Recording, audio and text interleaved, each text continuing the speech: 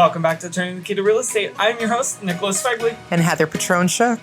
Well, everybody, we are on round 3 of being out in Pittsburgh. And today we have a super special absolute guest. icon Yes. that has joined us. This is Miss Bebe. How are you, Bebe? Good. So you have been in the industry how long?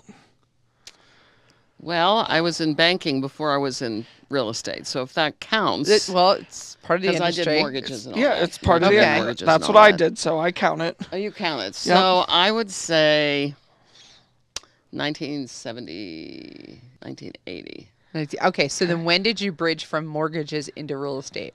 90. So in the 90s. No, 90.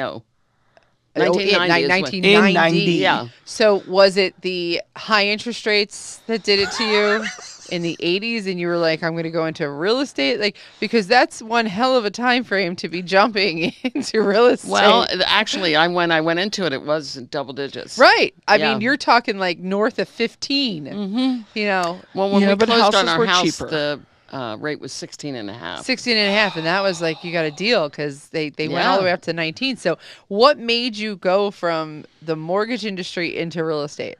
So I was a regional manager, and I lasted 5 mergers. And Oh. they said, Those are painful. bye-bye. Yeah. I let people go every Friday. Oh, my gosh. But then it was my turn. So I thought, well, why don't I just do this? So I did. So who did you start with? It was a company called, actually, I don't remember. It was in Wellington. Okay, so it was a smaller company. Oh, it was. It was a mom and pop. Okay, so Nice. boutique Yeah. shop. You started there, and then what? Did you ever wake up one day and said, "I wanted to be regional manager of a bunch of agents who are going to drive me crazy"? Well, actually, I like working with managers. Okay. So if I love, if you want to say what's the most fun you have in this business, it's challenges. Okay. I love challenges. I love figuring it out, getting you where you want, doing what you want to do. One of the examples I'll give you is a gentleman wanted to, he and his wife had a child unexpectedly. Oh, jeez. So he had to start saving for college and do all that sort Oh. of thing. And he said, I want to save $100,000 and still have money to live. And I said, well, I can get you there, but you're going to have to do what I tell you. You may not like it. It's going to be hard. Yeah, because it does. You got to do a lot. So we did a lot of analysis. We did it. I got transferred 6 months after we implemented the plan, but in the 12-month period, he saved $100,000. Wow. So that's the kind of thing I like. And if, you have a closing that's a rub, I love that because it'll work out. Yeah. It just, you got to think about it. Strategize. Yeah. Yeah. So you left the mortgage industry, got into real estate. Did you start it on your own? Were you joining a team? Did you create a team? Like Were teams even talk a to thing me about back the ladder of BB. So our contract at that time was 2 pages, front and back. BB, he laughs at me when I tell him I used to do it on a typewriter. Yeah. Well, we had heat strip paper that would evaporate Oh, one after from a the period of fax time. machine? Well, no, it was a dot matrix. It was, Oh, yeah, dot matrix. I remember that. Oh, God. Yeah. And Did you have to use Morse code to, like, communicate? It Yeah, sounded it was like just Morse really code. bad. It sounded like Morse code. You had but- books. And You wait, had those is that terrible paper books. that you had to rip off the Yes, little that- things off the side? But you had to make sure those little things on the side were very helpful because that's how you knew it was lined up. Yeah. Oh. Yeah. So yes. So I used to think those were so cool, though. I did a lot of touring. Our contracts were 2 pages. We worked for the seller. Oh, We that's didn't have right. buyer No buyer agency. agency back then. We had no training, so to speak. You just Sink got or your license swim. and you were like, sayonara, go do it. No, and sometimes literally brokers would hand you the local phone book. Oh, yeah. And that? be like, your letter today is C. And you had to call everybody in your area that had the last name that started with the letter C. And you weren't allowed to stop. And if you had a really fancy office, they had the push buttons. If you didn't have a fancy office, the rotary. The rotary dial. Well, I was one of the first agents. This seems may odd, but I was one of the first agents to get a mobile phone. Oh. So I had a Phoebe, you were a baller. Wait, was it an actual mobile phone like the brick, or was this like the way bag before phone? the brick, the bag. Oh, you had the bag. Oh. And the car. Oh God! It No, was, if you had it installed in the car, you were super fancy. The bag phone you plugged into the lighter. Thank you to all the smokers out there. That you plugged and put the antenna on the. Well, we did have the antenna on the roof. I mean, that's how we did it. And the That's- thing my is God. Great that service though. saved me money. I didn't have to pay an assistant. I did all my calling before I got home. When I went home, I was done. Yeah, at 35 cents a minute, by the way. That's how. Oh, Way yeah, back when, it that's a was- lot of money. Oh yeah. Yeah. I mean, it was. So I did that. I listed and sold for a while, but then I became a manager of a branch, and then I became a regional manager. And How long have you been regional manager? well, I was a regional for probably 10 years. I'm hearing past we're, tense We're there. hearing from a little birdie named David who just left that you're gonna. You made a take- change. You're making a change and taking a step back. Well, But is it? It's really a step back. I would say maybe it's a step forward. I think that everybody keeps thinking that. They Yeah. like, why would you do that? Well, for the last 7 years, I've driven anywhere from 30 miles to 120 miles each way because I had 10 offices between here and Ligonier. And then my other territory was from here to Erie. Okay. So it just depended on the office. But for the longest time, I've just always driven. So, And it doesn't bother me to drive, unlike other Pittsburghers or Northeasterners. I don't blame them with these fucking bridges. We would drive 45 minutes to go meet friends for dinner. I mean, Right. it just wasn't a big deal. But here, if you cross a bridge, you go through a tunnel, you do anything, you just don't want to do it. I don't blame them. Yeah. It's very stressful. Yeah. So I'm going to say, Phoebe, I'm going to say this is a step. This is a step forward because you're about to launch another part of your career. Well, What are you going to be doing? Well, the area that I'm going to be working in is called Sewickley. Okay. It's a little village. The average sales price is over $5. I'm third generation there, so my grandparents were there, my parents, me, my kids, and my grandchildren. So it's like the back of my hand. Yeah. The community itself is about 5,000, not a big area, but it is just great. I am just so happy. It is the best decision for me. Yeah. And we've been talking about it, Dennis Sestra, that you may know, he and I have been talking about it since December.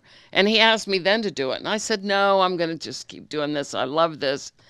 And then, of course, the more we talked, the more we discussed it. I thought, it's not so bad. I would really like that.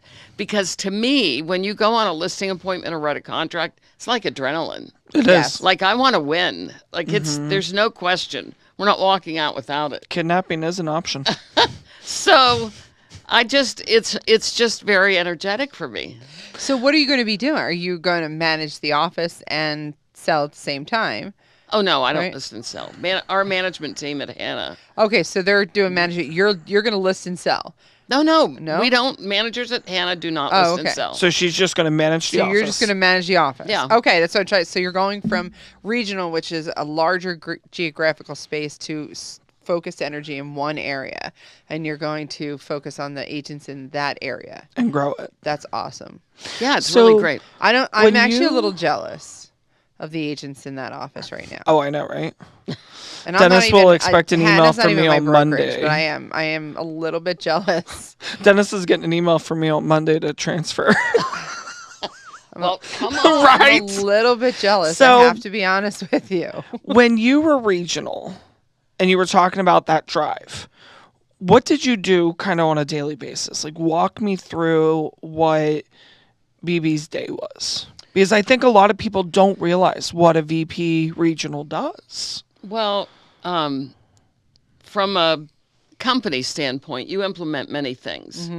You implement programs. You implement, let's just say, the buyer agency that we just went through. So from a corporate standpoint, we've been training on it for probably 3 months. Right. And my job was to make sure that every agent, along with the manager, knew and felt comfortable with what they were doing. So I wouldn't necessarily although I did have a group of brand new agents, it was called Accelerate. And I would meet with them virtually. They were the graduates of our training program. And then I would kind of like do an hour with them once a month and just say, do you have a question? How's it going? It kept my feet in the business. They would challenge me on questions. And sometimes people don't like to ask questions of their manager. Right. You know, they want to talk to someone either they feel more comfortable with or their colleagues. So I had a session with them. I had a session with the top agents. We have best of the best and very best of the best, and we have legacy agents. And I would have a group of them, and I'd meet with them. We'd have lunch. But then twice a month, I would also meet with my management team.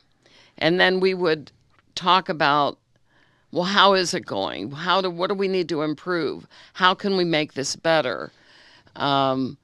Share ideas on, let's say, a buyer agency seminar. How are we going to roll it out? Where are we going to have it? What is the material you're going to use? Are you going to have a giveaway? Are you going to have other speakers there with you? Right. How long is the session going to be? You know, it's the fleshing out of these ideas that we do, that we roll out. Yeah. Meanwhile, there's agents selling in the background, you're trying to get these programs to them so that they can continue to keep doing their job efficiently for their clients. Well, So- actually, we're trying to get them more business. Yeah. You know, I mean, the reality is that we're trying to stimulate what they're doing. Right. And that's been our goal all along. We try to drive the leads to them on the internet. We try to drive the leads to them on anything that gets mailed out. Everything is geared towards the agent. And, you know, so we are teaming up against Heather this morning because it has been all Hanna agents. And I'm okay with that. And Heather's Berkshire, and we have Dominic coming later that's Berkshire, so I'll be teamed up on them. But, you know, I will say that when it comes to Hanna, it has always been the mentality of like, that phone rings in the office and it's about a listing, it goes to the agent that has it listed. If the postcard goes out, I'm constantly getting that email of like, hey, this person checked their value, or they typed in your code. Like they truly are at the core of that, of making sure that you worked hard to get that listing, that they're not taking that and now either selling it back to you like some brokerages do, they will remain nameless, or sending it out to the new agents or whatever. Well, we definitely reward the agent. Yeah. We are a listing company. So that's what we do. We drive every effort, everything, because we know the buyers will come. It's just like when you go in a department store. I don't even go in one anymore. But Right? But The mailman hates me. right, I know. But, you know, or even let's say you're buying a car, let's say. Oh, you can do that on Carvana now. Like, Oh, you do? Well, my son-in-law just did that. But I have it, but well, we still go. yeah, So unless you have the vehicle, you're not going to get the person. Right. correct. So you got to have the listings. The buyers will come, Yeah.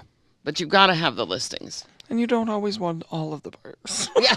Yeah, but you have to, and you've got to be prepared. And if you're in an industry like, I mean, Howard is, guys, take over the West.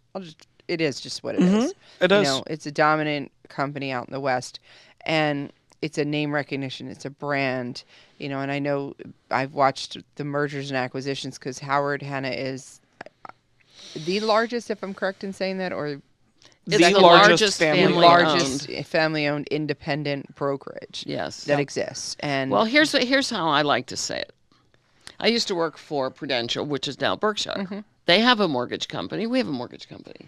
They have advertising. We have advertising. They have senior management. They have meetings. We have the same thing. But we control the market. yeah, The difference between us and other vendors, let's just say, the confirmation of your success is market share. So when you have market share, it confirms everything you do. And I will say unequivocally that every single person within the company does things for the agent. And that's a good motto, especially, I mean, I know the family is heavily involved in the business and are still there. It's their name, it's their legacy, which I think is always interesting because I started out at an independent, brokerage in my family. So I love that, that type of thing. I'm a big Helen fan. That's my, so I like that fire that is in the family to keep the real estate industry going and growing, and the agents that are under them, it's all like one big giant family. It is. And I would say when I started with the company, it was 65 offices. And now you're up. Oh well, and now there's not 450 some. Yeah, and you're so I don't stretch see into my different competition states. doing that. And you stretch into different states too. So when you think about your years and all the changes that you have gone through, what would you say to somebody who is currently freaking out, because let's be honest, it's happening, with the changes that we are currently undergoing? Well, technically undergone. It's over. It's done. Like the change is here. But what would you say to them? Well, one of the biggest things is assurance. We're going to get through this. Now, I've said this to agents who are seasoned and brand new agents. You're doing this job, you're being educated in this job, and you have no ill will. All you're trying to do is make it work. Now, you might not have the right form. You might not, I don't know, you might do something wrong. Okay. Mistakes we'll fix happen. It. Yep. Because your intention was not to do that. You tried to do the best you could. Right. And the right way. So the assurance that I would give is that it will work. it will work, and it'll work itself And out. it will work out. And here's the deal. What are you not comfortable with? Because I'll help you with that. Yeah. I don't want you to be out there and feel like you're stranded. Like today, after we have this session, I'm going on a listing appointment. Nice. So that's the difference. I can't speak for other firms because I don't know their protocol. But I can say for us, if we want Helen or Hottie on a listing appointment, they'll try to work it into their schedule. If they want a regional or a manager, we definitely go. Because that is the support we want to give them to secure the inventory. To get the Yeah. listing. Or answer the question that they, might fumble with. And that's the other thing. If I'm on the appointment, I'm only going to talk if you look at me like, I Right. need some help here. Yeah. What would you say the dynamic is going to be in the next 5 to 10 years with the Hanna family? Because let's be honest, as much as we want Helen to never leave or, You go bite away, your tongue. Helen's not going eventually she's going to be sick of us and decide, it's time to step back. What do she's you already foresee? done that. Yeah. I mean, all of the management team has had a transition in a plan in place. There's always been, because you can't run a company like this without an Forever. exit strategy. Yeah. Now, are we all privy to that? No, we're not, because it's not our business. Right. But there's so much confidence. Hobie has done a tremendous job in the transition from Hottie, Helen, and Annie to Hobie, Annie, Dennis, Kelly. That transition has been very smooth. So in the next 5 or 10 years, they're going to be here. Maybe that's where I'll get my T-shirt. I'll give you Dennis's cell phone number. So I'm just saying, it's just, I don't think there's, could we see more growth? Possibly. Could we, I still think Helen's going to still be in it. Oh, I yeah. think so too. The question is how much? So And really, the newer agents aren't as familiar. Correct. The agents that have worked there a long time, of course, they have a great relationship with her, and She's opening up her home next week, 2 weeks. We're having a luxury tour in the city for 8 properties that are 2.5 and above. And then she's hosting a cocktail party after for Hanna agents. Damn it. So I'm going to text Brian and tell him I'm coming into town and So staying. this is the kind of interaction that she has. She's always, touching base, talking to those who are doing it and supporting them. It's a good culture. Yeah. So, question for you.